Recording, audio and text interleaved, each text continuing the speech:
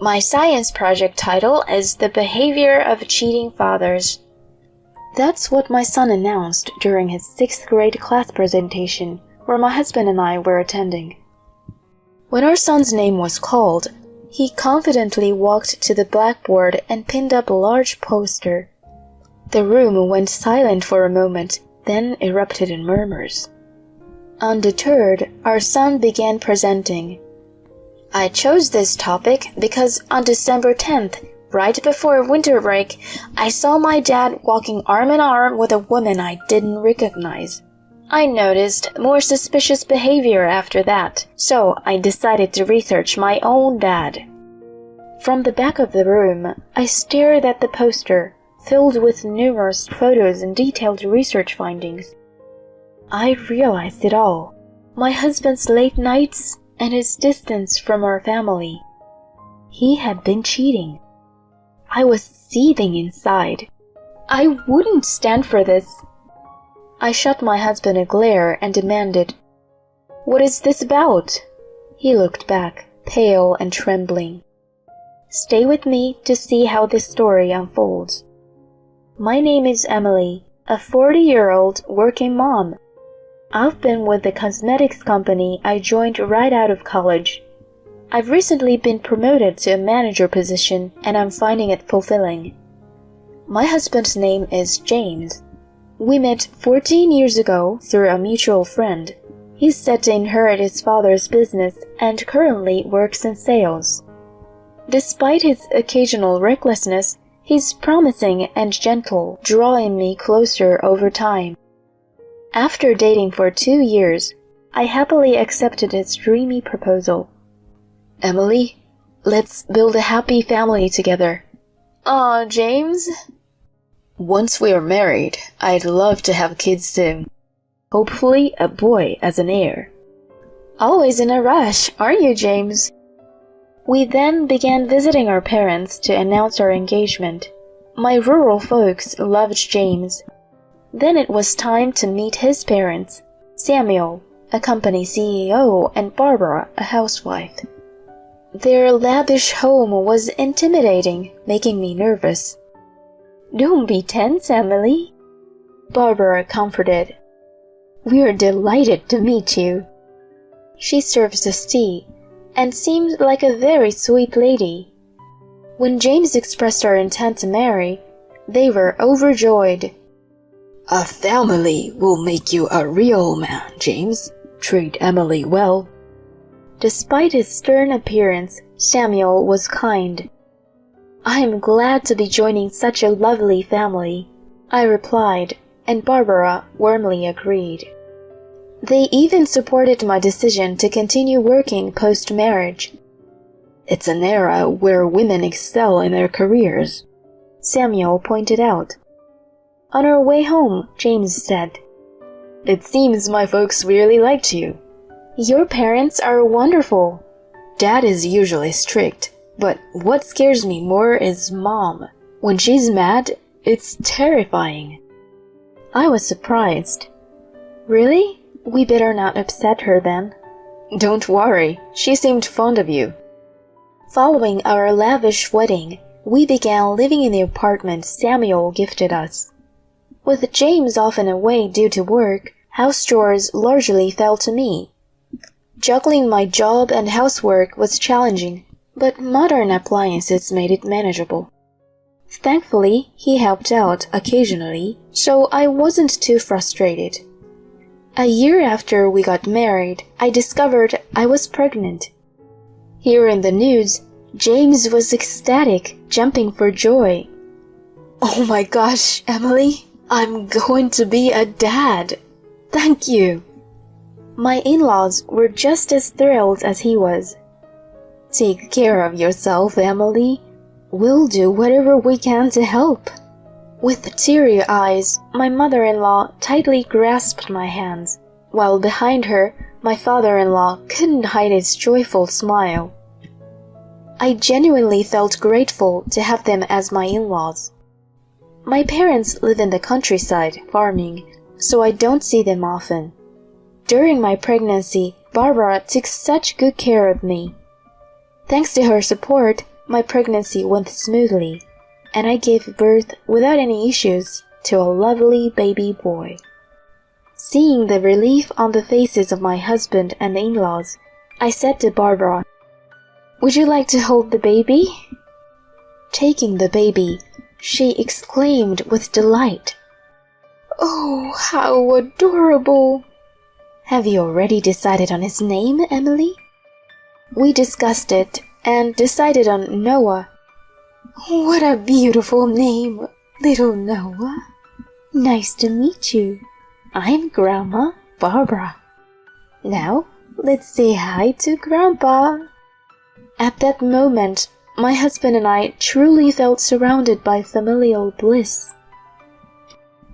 12 years have passed since then, and Noah is now in 6th grade. Though he's become a bit distant compared to when he was always following me around saying, "Mom, Mom," he's grown into a kind and intelligent boy. We've maintained a great relationship with my in-laws. They've been understanding of my work commitments, even looking after young Noah on my behalf and frequently checking in with me. They adore him, sometimes spoiling him a bit too much, and he seems to love them in return. However, one thing has changed: my relationship with James.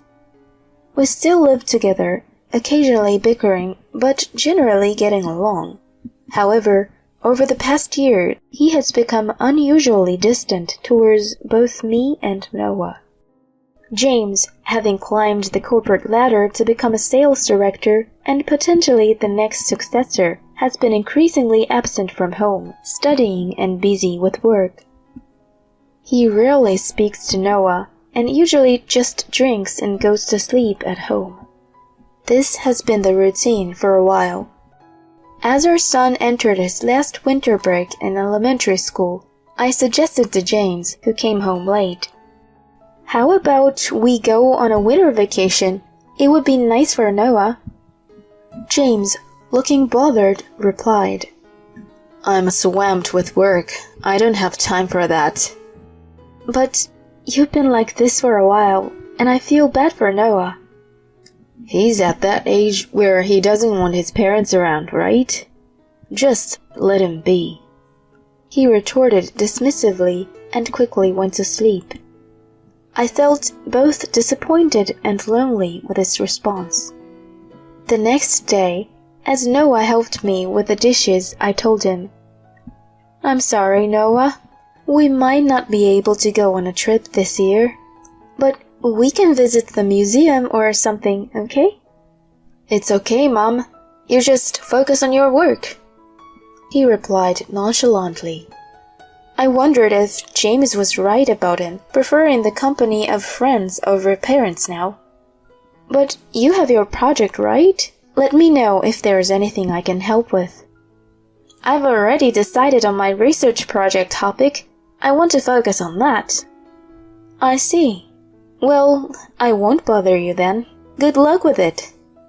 Though he still had some childlike traits, I felt proud of how mature he had become. Throughout the winter break, James was busy with work, and I was tied up too, so Noah spent more time at his grandparents'. He seemed engrossed in his assignments and research, staying in his room most of the day. However, we made sure to share dinner together every evening and chat. I believe our mother-son relationship remained strong. Occasionally, I noticed him looking at me as if he wanted to say something, but I decided to wait until he was ready to talk. And just like that, winter break came to an end, and after a little while, the last open class session of elementary school approached. I decided to ask my father-in-law to have James take the day off from work so he could join me for the class visitation. James seemed hesitant and a bit annoyed, but upon my urging, he entered the classroom. The main event for the open class was for each student to present the independent research they had conducted during the break. One by one, the kids presented their findings, like observation of plants, or their own handmade crafts. As I watched them with a smile and clapped, a thought struck me. Noah had seemed really engrossed in his independent research, but what was he going to present? He confidently stood in front of the chalkboard and pinned a large poster to it. The title of my research is The Behavior of a Cheating Father. The classroom went silent for a moment, and then suddenly everyone began whispering. Regardless, Noah calmly read out the contents of his poster. First, I'll explain why I chose this topic. On December 10th, just before winter break, I saw my dad walking arm in arm with a woman I didn't recognize. I noticed other suspicious behaviors, so I decided to research my own father. From the back of the classroom, I stared at the poster. It was filled with various photographs and densely written research findings. It all made sense to me then. The reason why my husband has been coming home late and had been so distant was because he had been cheating on me. I was seething. This is unforgivable. I immediately turned to my husband and demanded, "What's this about?" He looked pale and trembling. The teacher quickly interrupted Noah's presentation, and even though he pleaded to continue, the teacher told him he couldn't. From the back, I called out to my son, "Let's go home, Noah. I promise I'll listen to your entire presentation." "Mom." With that, we left the classroom under the curious gazes of others. In the parking lot, I sharply told James, who was turning pale and trying to get into the car, "You can walk home." I drove straight to my in-laws' house with my son. "What happened, Emily? Why isn't Noah in school?" Barbara exclaimed, while her husband looked on with a puzzled look. To them I said, "Please, take a look at Noah's research." I had him spread out his poster on the table. I hadn't been able to see it from the back of the classroom, but the contents were incredibly detailed. It included sections like, "Observing my Father's Day," with notes like, "Leaves for work at 8:30 a.m., leaves office around 10 a.m. with a new female coworker. They head to a cafe and flirt, return to the office after lunch, leave again at 1:30 p.m. and go to a hotel, then dinner at a restaurant." There were photos he took himself, even one of his father coming out of the hotel. My in-laws were stunned. "Oh my goodness." "We should confirm this with James." After they reviewed everything, including sections on identifying woman A, recording my father's weekend activities, differences in my father's behavior at home and with A, and text messages between my father and A, Samuel finally said with a shaky voice, "Noah, this is very well done, and that's commendable." "Thank you, Grandpa." "But, Noah, why didn't you tell your mother about this?" Noah, with a quivering voice, responded, "I thought it would make Mom sad, but I couldn't stand it. I found online that if I wanted to accuse someone, I needed evidence, so that's why I did this." Tears streamed down his face. Holding him tight, I said, "It's okay, Noah. Thank you. I promise I'll protect you. I'm stronger than I might seem." "I'm sorry, Mom, but I can't see him as my dad anymore." I nodded, took him home, and made him dinner. Later, when I received a call from Samuel, I headed back to their house. In the living room, James sat with visibly angered Samuel and his mother, who was also as mad. Spread out on the table was Noah's project. "Now that we are all here, James, explain this," Samuel said in a low voice. This is a misunderstanding of Noah's part." I confronted him. A misunderstanding, you say? Then what about this photo of you entering the hotel? Are you saying that Noah just made this up? Oh, and this lady here, Abigail Walker. She's a new employee in your department at work, huh? I even have screenshots of your chats. I love you, Abby. Can't wait to be with you tomorrow. We're going to get married, Abby. Then you be Mrs. CEO. Aw, isn't that sweet? Please, just stop. He finally admitted, defeated. Alright, I admit. I cheated on you. It's pretty obvious when it's laid out like this. I can't believe Noah found out. Holding his head in his hands, he looked up.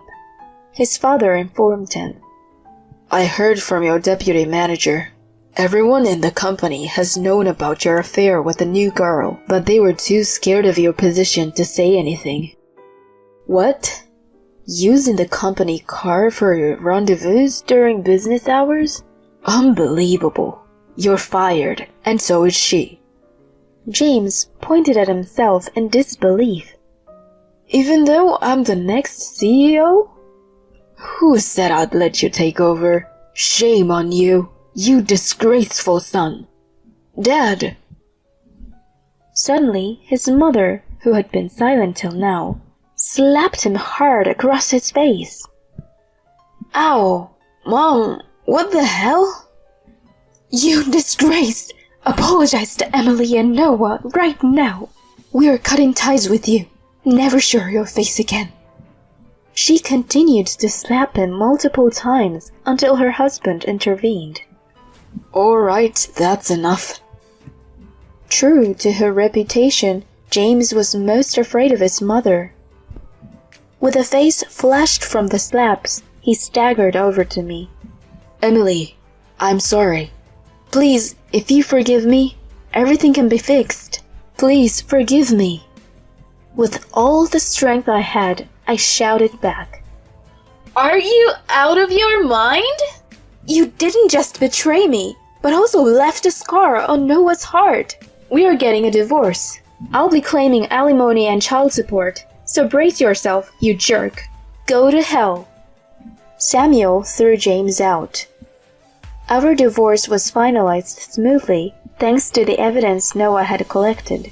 I demanded alimony and child support from him in a lump sum, which he quickly paid, especially with the pressure from his parents. As promised, his father really fired both James and his mistress. I also claimed compensation from the mistress, but since she had no savings, her parents paid on her behalf and took her back to the countryside. I heard that she and James broke up over the money dispute. James, having lost all his savings, his job, and being disowned by his parents, eventually vanished. Rumor has it, he's now living in a rundown apartment in the neighboring state, taking up odd jobs. I don't feel sorry for him one bit. He got what he deserved. As for me, I'm still living near my in-laws' place with Noah. Our relationship with them remains unchanged, and they often spend time with Noah. He has declared that he'll take over his grandfather's company, to which he responded with evident joy. As I move forward, I'm grateful for the unwavering support from my in-laws, and look forward to enjoying every moment of my son's growth.